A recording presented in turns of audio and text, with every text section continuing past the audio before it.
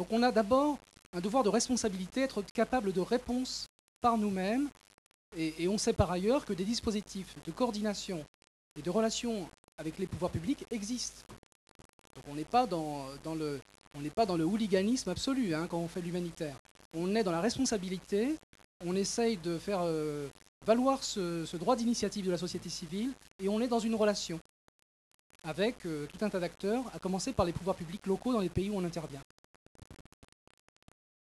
François Brugnon, et puis je vous donne la parole, monsieur. Merci. Trois remarques. D'une part, je crois qu'en tant qu'organisation humanitaire, nous sommes vulnérables, nous sommes exposés et nous devons le savoir. Parce qu'il y a eu un accroissement exponentiel des ressources.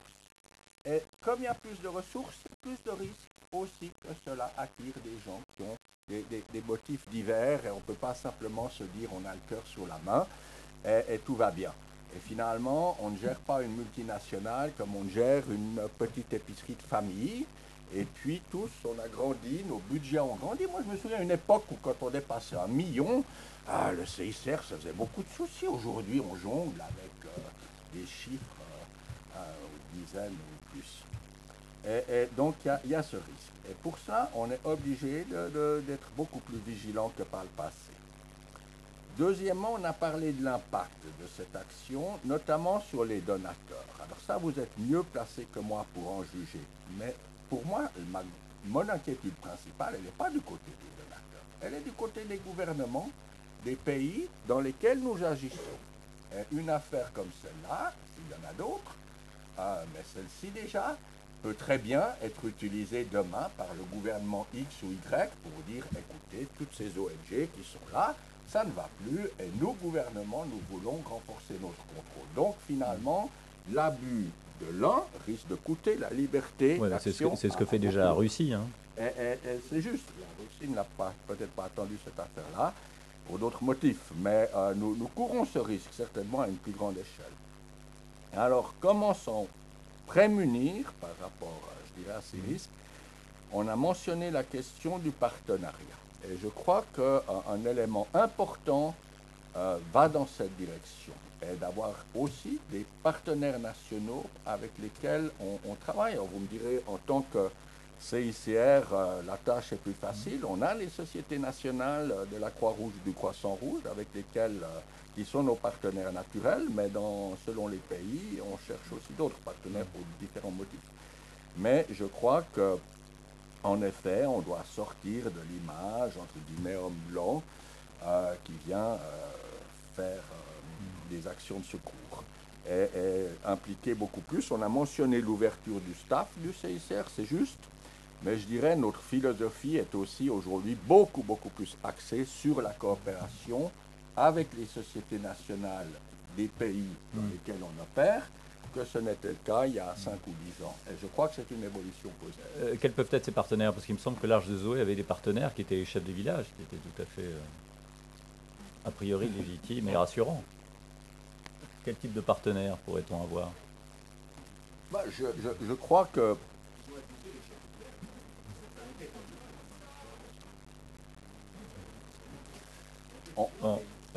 J'aimerais qu'on me dise un dixième. Il y a des partenaires, et si on a mentionné l'Afrique, le développement de la société civile, le développement d'organisations africaines ou dans les pays d'Asie a été extrêmement important ces dernières années, et je crois aussi que nous devons soutenir ces efforts, parce que c'est par là que l'humanitaire peut aussi contribuer au développement de ces pays.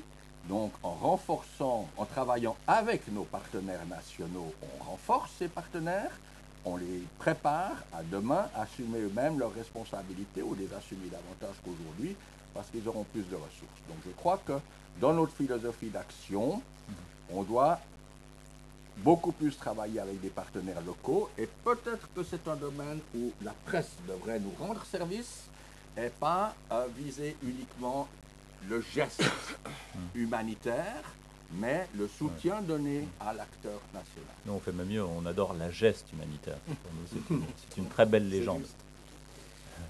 Monsieur. Oui, Damien Roustel. Allez-y, j'aimerais qu'on vous donne un micro à monsieur. Pardon. Allez-y, monsieur. Je suis journaliste à l'Humanité. Je voudrais savoir d'abord si vous considérez que l'humanitaire est un métier, puisqu'on a fustigé l'amateurisme des membres de l'Arche de Zoé, partant du principe qu'il y avait des règles et que c'était une profession. Donc déjà, j'aimerais savoir si vous considérez que l'humanitaire est un métier. Si oui, quelles sont les formations? J'aimerais connaître les formations diplômantes, les principales. Vous avez évoqué l'histoire du chauffard à qui on retirait son permis de conduire, mais à ce que je sache, il n'existe pas de permis humanitaire et encore moins d'auto-école délivrant ces permis humanitaires. Et enfin, si effectivement c'est un métier, pourquoi pas créer un conseil de l'ordre comme les médecins? C'est une très bonne idée. Conseil de l'ordre humanitaire. Qui veut réagir là-dessus? Ronnie Broman peut-être, pardon. François Brugnon ensuite. Bien, puis, parce pardon, que monsieur, vous me tendez on en une a perche. parlé tout à l'heure. Vous me tendez une perche avec l'exemple que vous donnez. Si on attend le Conseil de l'ordre ou l'équivalent du Conseil de l'ordre des médecins, je suis médecin, disons, à l'origine, je peux vous garantir qu'on n'aura pas grand-chose. Et des affaires, genre, tout au plus, un organisme pour étouffer des affaires comme l'Arche de Zoé. C'est à peu près la fonction essentielle de l'ordre des médecins qui ne défend que les intérêts corporatistes et étouffe toutes les pratiques illicites, immorales des médecins. Donc on a vraiment le contre-exemple parfait. En revanche, la question que vous posez, au départ, elle est effectivement importante et difficile. Comme toutes les questions difficiles, on peut y répondre par une chose et son contraire. Oui, c'est un métier et non, c'est pas un métier. Enfin, oui, c'est une profession et non, c'est pas une profession. Il y a une dimension volontaire et temporaire dans l'humanitaire qu'il faut préserver parce que c'est une expérience sociale, une expérience humaine et c'est un gage aussi de richesse, de dynamisme pour les organismes qui se sont spécialisés dans ce type d'action. Donc pour une partie de ces organismes, l'humanitaire est en effet un métier, mais moi par exemple j'ai l'impression d'être plus ou moins un professionnel de ça, ne serait-ce que parce que j'ai fait l'essentiel de mon parcours professionnel dans ce domaine-là, mais sans l'avoir vraiment décidé ni choisi. Ça s'est fait comme ça. Alors les choses ont changé, les organisations sont aujourd'hui beaucoup plus importantes, beaucoup plus imposantes, et elles admettent, et elles ont même besoin d'ailleurs, d'avoir des gens qui passent un temps important à la fois sur le terrain et dans les lieux de direction, parce que ça demande un savoir-faire multiple qu'il faut arriver à développer. Mais est-ce que des écoles peuvent permettre de former à cela? Moi, je n'en suis pas du tout sûr. Je crois que dans des écoles, enfin, qu'elles soient universitaires ou autres, on peut former à certains métiers qui sont utiles pour l'aide humanitaire. Et puis on peut également aider des gens qui ont déjà une expérience à lui donner plus de consistance, à la construire un peu plus conceptuellement, à la développer, à l'élargir, en revenant sur les expériences vécues par les uns et les autres. Donc ce sont deux choses tout à fait différentes. Être formé, par exemple, le plus courant, le plus connu de ceci, c'est la logistique, qui n'est pas très spécifique à l'humanitaire, mais enfin qui quand même a des aspects particuliers.